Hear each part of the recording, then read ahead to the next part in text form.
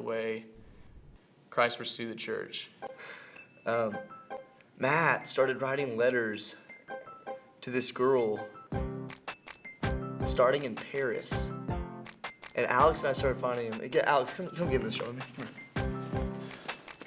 I think we need to bring this up. It was just funny because it was kind of like we didn't really know and Matt was not gonna tell us. So we had to get to the bottom of it quick. Well, I saw Matt kind of writing one and I was like, it's the first city. Who writes a postcard in the first city? I was like, it's gotta be a girl. That's impressive. Well, plus he like got the stamps, the postcard, the envelope. That's pretty girly. Yeah. But we're gonna get to the bottom of this stat. Thank you. Oh, this just in, Alex is horrible at every language, okay? First of all, I literally... they make fun of me so much for my language barriers. He wanted to learn how to say, "You are beautiful," in Spanish, so he could go up to a young lady and tell her that she's beautiful and give her a flower, which that's a nice gesture, I support that. But we literally had to tell him, what, 30 times? Tu eres bonita. 3 words. All right, listen. Is that hard? In Espanol. Eres bonita. You're beautiful. That's the other thing. Whenever he speaks a What's up, foreign dog? language, he speaks A, with an Indian accent, which I don't understand, and B, in this like alien tone. What is Okay, the so he alien said- tone? This. Eres bonita. And that's his foreign accent across the board Doesn't sound for every like language. Eres bonita. Eres bonita. I seriously want to talk to the architect of this train because it's way too small.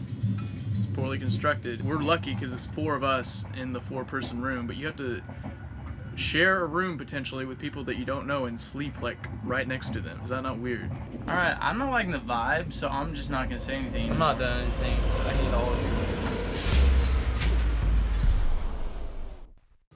How do you get that wrong?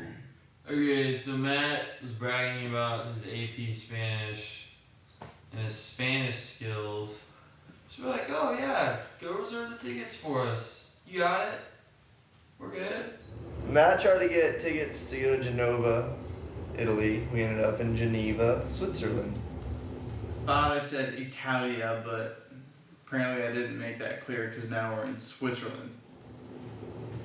Which is nice. How do you get that wrong? Here's our train. The ticket booker, oh shoot. We're in the process of missing That's our our train. train.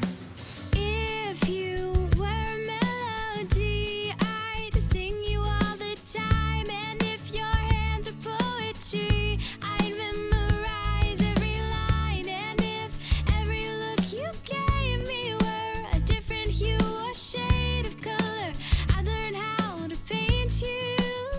You know I try, you know I try, you know I try, you know I try.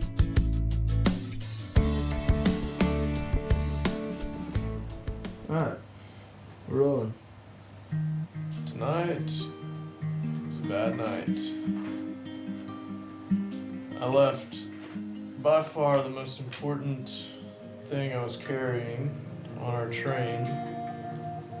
We got off in a hurry because it was leaving in a hurry, and I, like an idiot, did not think to double check to make sure I had a little pouch like this.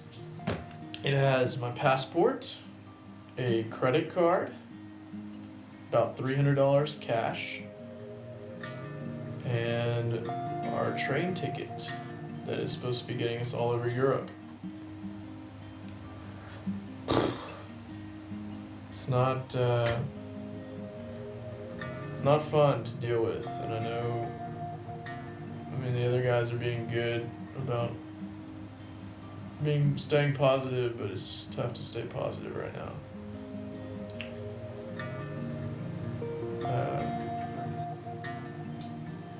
I don't really have anything else to say. I don't really want to film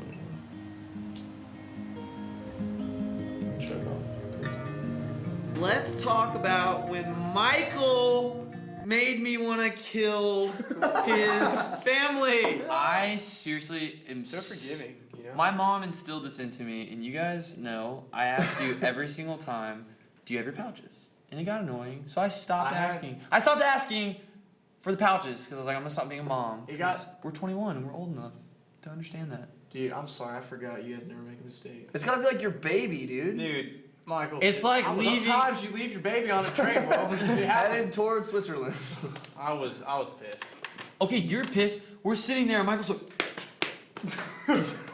and he takes off running, and y'all both look at me. I appreciated your patience at the time. Thank you. It was all external. Inside, I was pissed. It was all external. Hey there. We're in Rome. It's a city in Italy. We're at the Colosseum. Famous for Gladiator. We're Russell Crowe stabbed Joaquin Phoenix. Man, we've had a great couple days. See, Michael lost his identity. The kids are playing swords down there. We bought Gladiator gear. It's sick. We bargained for swords. They're fighting with swords, these stupid sword and armor things, and they're stoked about them. Yeah, we're gonna go to St. Peter's Church, Basilica in Rome, and we're gonna see the Vatican. Best purchase of the trip, right here. Discover something new. Discover something. If you give me your hand, we can dance with the band. Kind of saying like from like a historical architectural point of view, like it's awesome, like it's really beautiful.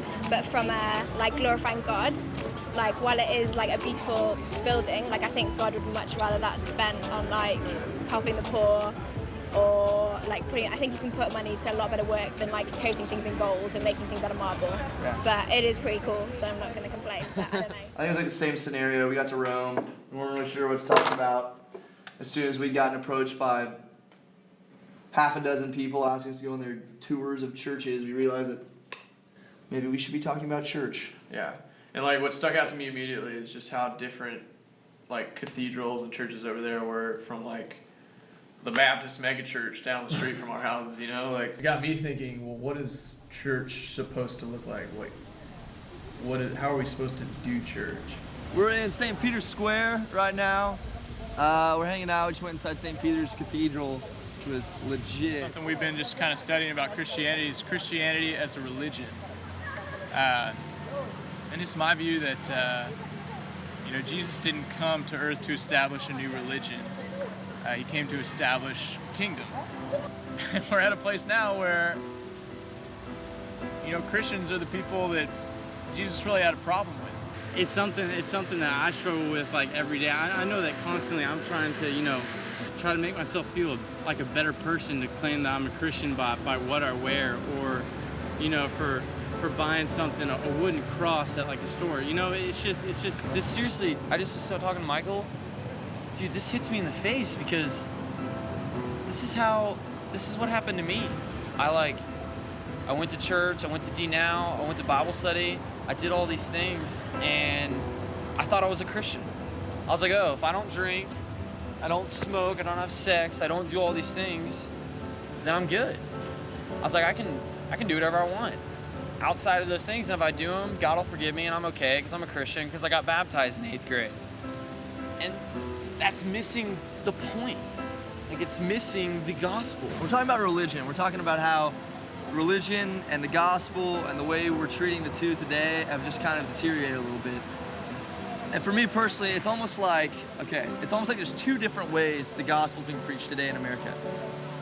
On the one hand, you've got this fire and brimstone, stand up on a soapbox and condemn people to hell, but hopefully that brings them to Jesus. I mean, yes, it's amazing that we have this thing, and sometimes we just burst with passion to tell Christ's love, but again, it's got to start with love. You cannot tell non-Christians, look, you guys are screwed up, you guys are making all these mistakes, when they don't even believe in a gospel that recognizes those things as mistakes. The other approach, this one's tough. This prosperity gospel that's kind of coming through today in America's churches, It's basically pulling in people because it's saying, listen, we've got a message that's gonna make all your problems disappear. And by accepting Jesus, by coming to church, by doing all these good things, your career's gonna blossom. You're gonna make lots of money. Things are gonna start falling your way. And I think that's such a problem with Christianity today is, I mean, our relationship with Christ does not promise us just rainbows every day. You know, we're gonna be tested. We're gonna have things that we struggle with. I mean, I struggle with things every day. I guess what I'm trying to say is if you're going to church to get the encouragement that you're looking for, to keep searching after those worldly things, and you think God is trying to give you those things, you're dead wrong. Why would God want you to go to church to pray and to get close with Him just so you can make more money, just so that your career will give you all the desires of this world that clearly He doesn't want you to need? And then we're in our churches and it's like you gotta wear the right clothes. You have to act this certain way to be part of this religion. And it's really awesome if we get it, but we don't get it. We build palaces for Jesus and we make gold statues and we put crosses in our yards. We don't get it. Would you be able to say like, oh, they're Christian by the way that they act? No, not necessarily. Not necessarily? No. So you It's don't- just that they're busy on Sundays. that they're busy on Sundays? Do they look any different? Do they have any kind of different routines that separate themselves from Not other when people? you're younger, like in our age. Yeah. Would you guys consider yourself like religious people? No, not really. Not really. My parents don't make me go. You know? I don't Yeah. have to go. So if someone was like, are you religious? I'd probably say to them, yes, not to confuse them, like, yeah, I have a faith, but I'd be more like, it's more like a personal relationship with God rather than like I follow these, like, I don't know. I mean, I wear a crucifix.